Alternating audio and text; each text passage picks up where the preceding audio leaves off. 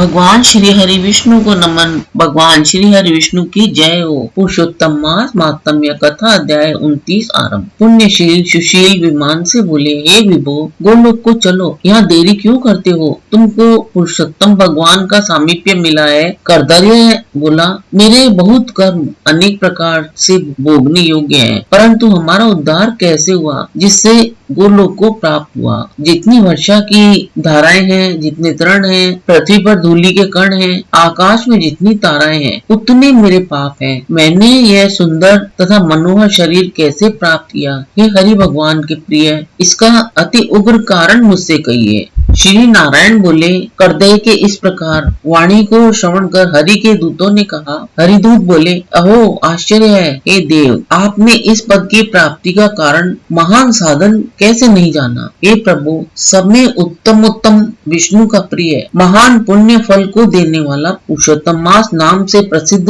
मास को क्यों नहीं जाना? उस पुरुषोत्तम मास में देवताओं से भी न होने वाला तप तुमने किया। हे महाराज, वन में वानर शरीर से अज्ञान में तप हुआ है, मुख रोग के कारण अज्ञान से अन्नाहार व्रत हुआ है, और तुमने बंदरपने की चंचलतावश वृक्ष से फलों को तोड़कर पृथ्वी पर फेंका। उन फलों से दूसरे मनुष्य तृप्त हुए। अंतःकरण में विशेष दुख होने से पानी भी नहीं पान किया। इस तरह श्री पुरुषोत्तम मास में अज्ञानतावश तुमसे तीव्र तप हो गया है। हे अनंत, फलों के फेंकने से परोपकार भी हो गया। वन में घूमते घूमते शीत वायु घाम की सहन करने की क्षमता की, और श्रेष्ठ तीर्थ में सुंदर महातीर्थ में 5 दिन गोता लगाया, जिससे पुरुषोत्तम मास में तुमको स्नान का पुण्य प्राप्त हो गया। इस प्रकार तुम्हारे रोगी के अज्ञान से उत्तम तप हो गया। सो यह सब सफल हुआ और तुमने इस समय अनुभव किया। जब बिना समझे पुरुषोत्तम मास के सेवन हो जाने से तुमको यह फल मिला है, तो मनुष्य इस पुरुषोत्तम मास के उत्तम महात्म्य को जानकर श्रद्धा से विधि पूर्वक कर्म करे तो उसका फिर कहना ही क्या। तुमने अपना जो अर्थ साधन किया वैसा करने को कौन समर्थ है? पुरुषोत्तम भगवान को और कोई वस्तु प्रीति को देने वाली नहीं है। इस भरतखंड में अति दुर्लभ मनुष्य योनि में जन्म लेकर जो पुरुषोत्तम भगवान की सेवा करते हैं, जिस पुरुषोत्तम मास में एक भी उपवास के करने से मनुष्य पाप पुंज से छूट जाता है, वहाँ तुमने महीनों उपवास किया है। इस उग्र तपस्या का फल कहाँ जाएगा? इस मास के समान वे प्राणी धन्य और कृतकृत्य हैं। वे सदा भगवान पुण्य कर्म के करने वाले पवित्र हैं और उनका जन्म सफल है, जिनका सबसे उत्तम पुरुषोत्तम मास स्नान दान जप में व्यतीत हुआ है। श्री पुरुषोत्तम मास में दान, पितृकार्य, अनेक प्रकार के तप, ये सब अन्य मास की अपेक्षा कोटि गुना अधिक फल देने वाले हैं। जो पुरुषोत्तम मास के आने पर स्नान दान से रहित रहता है, उस नास्तिक पापी शठ धर्मरज खल को धिक्कार है। श्री नारायण बोले, पुण्यशील और सुशील से वर्णित अपने अदृष्ट को सुनकर चकित होता हुआ कर्दय प्रसन्न हो रोमांचित हो गया। तीर्थ के देवताओं को नमस्कार कर बाद कालंजर पर्वत को नमस्कार किया, और वन में देवताओं को तथा गुल लता वृक्ष को नमस्कार किया। बाद विनय से युक्त हो विमान की प्रदक्षिणा कर मेघ के समान श्याम वर्ण सुंदर पीताम्बर को धारण कर वह कर्दय विमान पर सवार हो गया। संपूर्ण देवताओं के देखते हुए गंधर्व आदि से स्तुत और किन्नर आदि से बार बार बाजा बजाए जाने पर इंद्रादि देवताओं ने प्रसन्न होकर मंद पुष्प वृष्टि को करते हुए उसका आदर पूर्वक पूजन किया। फिर आनंद से युक्त योगियों को दुर्लभ गोप गोपी गोवों से सेवित रास मंडल से शोभित गोलोक को गया। जरा मृत्यु रहित जिस गोलोक में जाकर प्राणी शोक का भागी नहीं होता है, उस गोलोक में यह चित्र शर्मा पुरुषोत्तम मास के सेवन से गया। व्याज से पुरुषोत्तम मास के सेवन से वानर शरीर को छोड़कर 2 भुजाधारी मुरली हाथ में लिए पुरुषोत्तम भगवान को देखकर बहुत प्रसन्न हुआ। श्री नारायण बोले, इस आश्चर्य को देखकर समस्त देवता चकित हो गए। श्री पुरुषोत्तम की प्रशंसा करते अपने अपने स्थान को गए। नारद मुनि बोले, हे तपोधन, आपने दिन में प्रथम भाग का कृत्य कहा है, पुरुषोत्तम मास के दिन के पिछले भाग में होने वाले कृत्य को कैसे करना चाहिए? हे बोलने वालों में श्रेष्ठ आपके उपकार के लिए मुझसे कहिए, क्योंकि आपके समान महात्मा सदा सबके उपकार के लिए विचरण करते रहते हैं। श्री नारायण बोले, प्रातःकाल के कृत्य को विधि पूर्वक समाप्त कर बाद मध्याह्न में होने वाली संध्या को करके तर्पण को करें। देव, मनुष्य, पशु, पक्षी, सिद्ध, यक्ष, सर्ष, दैत्य, प्रेत, पिशाच नाम से सब जो अन्न की इच्छा करते हैं वे सब मेरे से दिए गए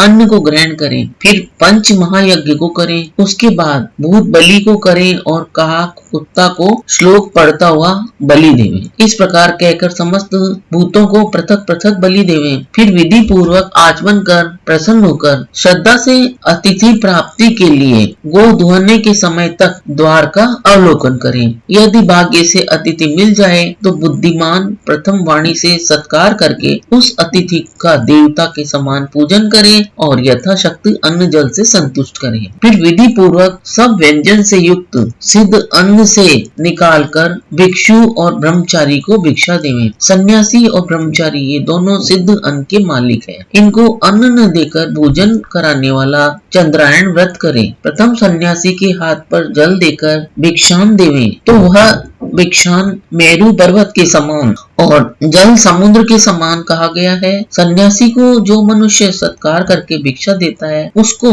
गोदान के समान पुण्य होता है। इस बात को यमराज भगवान ने कहा है। फिर मौन होकर पूर्व मुख बैठकर शुद्ध और बड़े पात्र में अन्न को रखकर प्रशंसा करते हुए भोजन करें। अपने आसन पर अपने बर्तन में एक वस्त्र से भोजन नहीं करें। स्वयं आसन पर बैठकर स्वस्थ चित्त प्रसन्न मन होकर जो मनुष्य अकेला ही अपने कांसे के पात्र में भोजन करता है तो उसके आयु, प्रज्ञा, यश और बल ये चार बढ़ते हैं। दिन में सत्यम त्वर्तेन परिशिंचामि, रात्रि में ऋतम वा सत्येन परिपनिश्चामि। इस मंत्र से हाथ में जल लेकर निश्चय कर घृत व्यंजन युक्त अन्न को भोजन के रूप में ग्रहण करें। भोजन में से कुछ अन्न लेकर इस प्रकार कहें, भूपते नमः प्रथम कहकर भूपते नमः प्रथम कहकर फिर कहे भूतानाम पतये नमः कहकर धर्मराज की बलि देवें। फिर चित्रगुप्त को देकर भूतों को देने के लिए यह कहें, जिस किसी जगह स्थित भूख प्यास से व्याकुल भूतों की तृप्ति के लिए यथा सुख या अक्षय अन्न होवे। प्राणायाम, प्राणायाय, अपनाय, व्यायानाय, उदानाय तथा समानाय कहें। प्रणव प्रथम उच्चारण कर अंत में स्वाहा पद जोड़कर व्रत के साथ 5 ग्रास जिहा के प्रथम निगल जाएं, दांतों से न चबाएं। फिर तन्मय होकर प्रथम मधुर भोजन करें। नमक के पदार्थ और खट्टा पदार्थ मध्य में, कड़वा तीखा भोजन के अंत में खाएं। पुरुष प्रथम दवे पदार्थ भोजन करें, मध्य में कठिन पदार्थ भोजन करें, अंत में पुनः पतला पदार्थ भोजन करें तो बल और आरोग्य से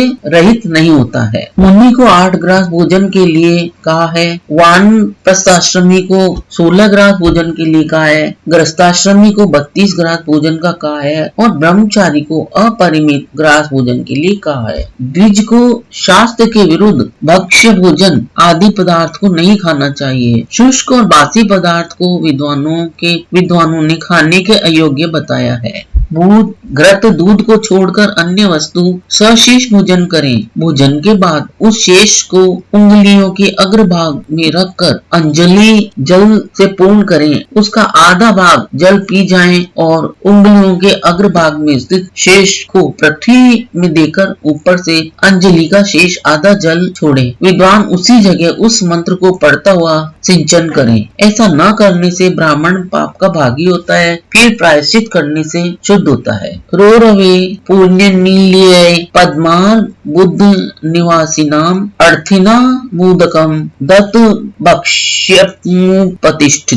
मंत्रार्थ रोरव नरक में पीप के गड्ढे में पद्म अर्बुद वर्ष तक वास करने वाले तथा इच्छा करने वाले के लिए मेरा दिया हुआ यह जल अक्षय होता हुआ प्राप्त हो। मंत्र पढ़ के जल से सिंचन कर दांतों को शुद्ध करें। आचमन कर गीले हाथ से पात्र को कुछ हटाकर उस भोजन स्थान से उठकर बाहर बैठकर स्वस्थ होकर मिट्टी और जल से मुख हाथ को को शुद्ध कर, सोलह कुल्ला कर शुद्ध हो। सुख से बैठकर इन 2 मंत्रों पढ़ता हुआ हाथ से उदर का स्पर्श करें। अगस्यम कुंभकर्ण च शनि च बड़वानलम आहार परिपाकार्थ स्मरे बधिमम च पंचमम आतापी मारितोपेन वातापो च निपातित समुद्र शोषितो येन च में अकस्य प्रसिद्धत। अकस्य कुंभकर्ण शनि बड़वानल और पंचम भीम को आहार के परिपाक के लिए स्मरण करें, जिसने आतापी को मारा और वातापी को भी मार डाला, समुद्र का शोषण किया, वह अकत से मेरे ऊपर प्रसन्न हो। इसके बाद प्रसन्न मन से श्री कृष्ण जी का स्मरण करें, फिर आचमन कर तांबूल भक्षण करें। भोजन करके बैठकर परम ब्रह्म श्री कृष्ण का उत्तम मार्ग के अविरोधी उत्तम शास्त्रों के विनोद से विचार करें। बुद्धिमान आत्मविद्या का श्रवण करें। सर्वथा आजीविका से हीन मनुष्य भी एक मुहूर्त स्वथ मन होकर श्रवण करे। जो श्रवण कर धर्म को जानता है, श्रवण कर पाप का त्याग करता है, श्रवण के बाद मोह की निवृत्ति होती है, श्रवण कर ज्ञान रूपी अमृत को प्राप्त करता है। नीच भी श्रवण करने से श्रेष्ठ हो जाता है और शेष भी श्रवण से रहित होने से नीच हो जाता है। फिर बाहर जाकर यथा सुख व्यवहार आदि करें और सर्वथा सिद्धि को देने वाले श्री कृष्ण भगवान का मन से ध्यान करें। सूर्य नारायण के अस्ताचल जाने के समय तीर्थ में जाकर अथवा गृह में पैर धोकर पवित्र वस्त्र धारण कर साय संध्या की उपासना करें।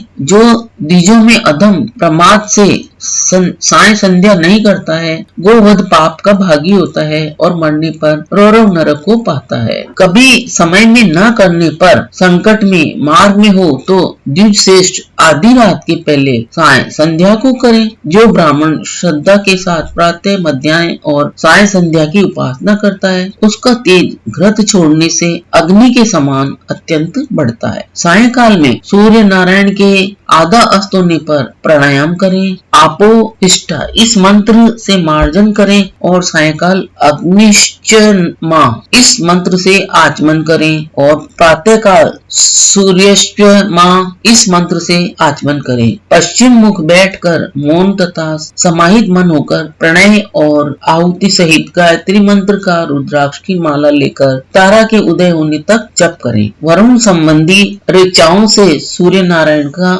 उपास्थान कर प्रदक्षिणा करता हुआ दिशाओं को तथा पृथक पृथक दिशाओं के स्वामी को नमस्कार करें। साय संध्या की उपासना कर अग्नि में आहुति देकर भृत्य वर्गों के साथ अल्प भोजन करें। बाद में कुछ समय तक बैठ जाएं। सायकाल और प्रातःकाल भोजन की इच्छा नहीं होने पर भी वैश्वदेव और बलि कर्म सदा करना चाहिए। यदि नहीं करता है तो पातकी होता है। शाम को भोजन कर बैठने के बाद गृहस्थाश्रमी हाथ पैर धोकर तकिया सहित कोमल सैया पर जाएं। अपने गृह में पूर्व की ओर सिर करके शयन करें। ससुर के गृह में दक्षिण की ओर सिर करके शयन करें। परदेश में पश्चिम की ओर सिर करके शयन करें, परंतु उत्तर की ओर सिर करके कभी शयन नहीं करें। रात्रि सुक्त का जाप करें और सुखशायी देवताओं का स्मरण कर अविनाशी विष्णु भगवान को नमस्कार कर स्वस्थ चित्त होकर रात्रि में शयन करें। अकत्स्य, माधव, महाबली, मुचकुंद, कपिल, आस्तिक, मुनि ये 5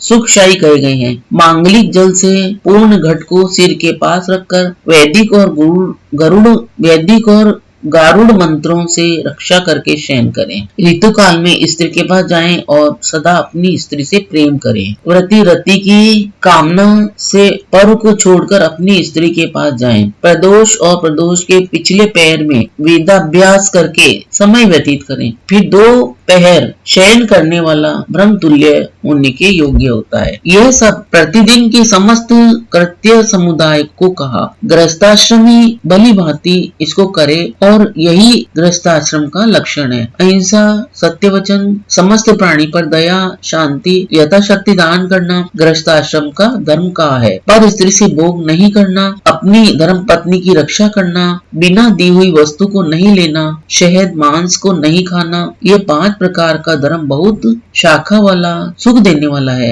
शरीर से होने वाले धर्म को उत्तम प्राणियों को करना चाहिए। श्री नारायण बोले, संपूर्ण वेदों में कहा हुआ हुआ यह उत्तम चरित्र गृहस्थाश्रम का लक्षण है। हे मुने, इसको लोक के हित के लिए संक्षेप में लक्षण के बाद आपसे मैंने अच्छी तरह कहा। तो ये था पुरुषोत्तम मास माहात्म्य कथा अध्याय 29 का सार। मेरा जो आगामी वीडियो होगा वो होगा पुरुषोत्तम मास माहात्म्य कथा अध्याय 30 का सार, जिसे भी आप अवश्य सुने और उसका पुण्य लाभ लें।